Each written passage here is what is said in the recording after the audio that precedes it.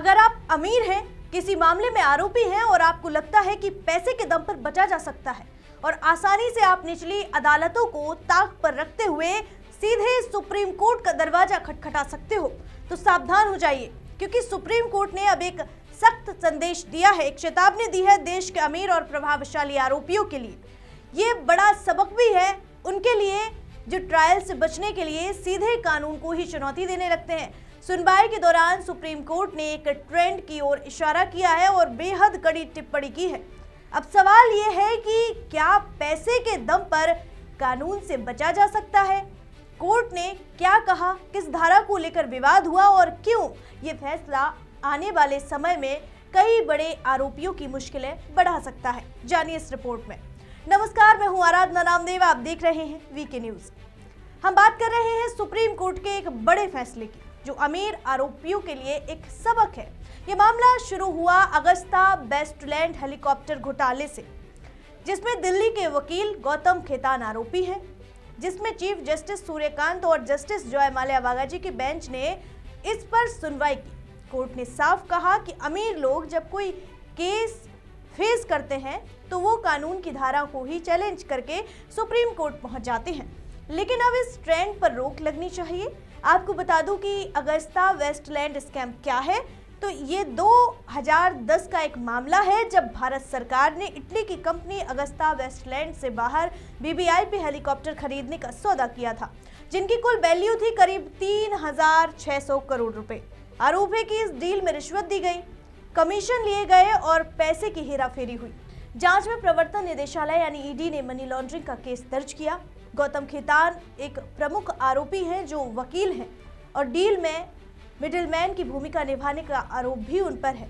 ED का कहना है कि उन्होंने पैसे को छिपाने और विदेशों में ट्रांसफर करने में मदद की, लेकिन ट्रायल जारी है और अब इस हालिया सुनवाई में खेतान ने सुप्रीम कोर्ट में याचिका दाखिल की थी, जिसमें उन्होंने मनी लॉन्ड्रिंग प्रिवेंशन एक्ट यानी पीएमएलए की धारा 44(1)(c) को चैलेंज किया।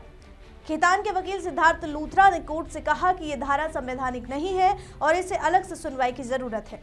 उन्होंने ये भी गुजारिश की कि इस याचिका को 2022 के उस फैसले की रिव्यू पिटीशंस के साथ जोड़ दिया जाए, जहां सुप्रीम कोर्ट ने पीएमएलए के कई प्रावधानों को सही ठहराया था।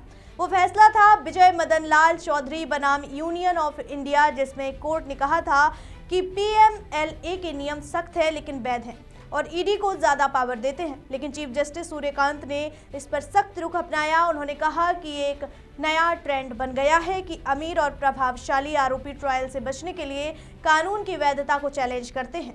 सीजीआई ने मौखिक टिप्पणी में कहा, सिर्फ इसीलिए कि कोई व्यक्ति पैसे वाला है और उसे कानून से असुविधा हो रही है, वो सीधे सुप्रीम कोर्ट आकर धाराओं को चैलेंज नहीं कर सकता। उन्होंने इसे अनोखा और गलत प्रचलन बताया और साफ कहा है कि ऐसे आरोपियों को आम नागरिक की तरह ट्रायल फेस करना पड़ेगा।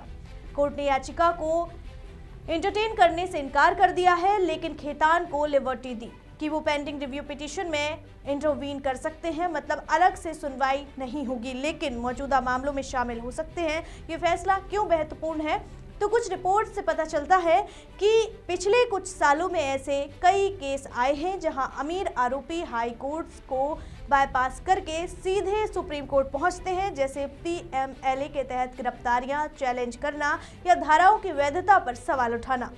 लाइव लॉ और मनी लाइफ जैसे सोर्सेज से मिली जानकारी के मुताबिक कोर्ट ने ये ट्रेंड देखा और रोक लगाई। इससे साफ होता है कि न्याय व्यवस्था में अमीर गरीब का फर्क नहीं होना चाहिए। ट्रायल कोर्ट और हाई कोर्ट से गुजरना जरूरी है ताकि प्रोसेस फॉलो हो। कुल मिलाकर यह मामला बताता है कि कानून सबके लिए बराबर है, चाहे कितना भी कोई पैसे वाला हो। ट्रायल से बचना आसान नहीं है। अगस्ता स्कैम की जांच अभी जारी है और खेतान को अब आम रास्ते से लड़ना पड़ेगा। यह फैसला दूसरे अमीर आरोपियों के लिए चेतावनी है कि कानून को चैलेंज करके वक्त बर्बाद ना करें, बल्कि सबूतों पर लड़े। अगर ऐसे ट्रेंड बढ़ते रहे तो न्याय व्यवस्था पर बोझ बढ़ेगा। ये फैसला सिस्टम को और मजबूत बनाएगा। आपको क्या लगता है? अपनी राय हमें कमेंट बॉक्स में जरूर दीजिए और ऐसे ही तमाम अपडेट्स के लिए देखते रहिए वीके न्यूज। मुझे दीजिए इजाजत, शुक्रिया। वीके न्यूज, राष्ट्र के नाम।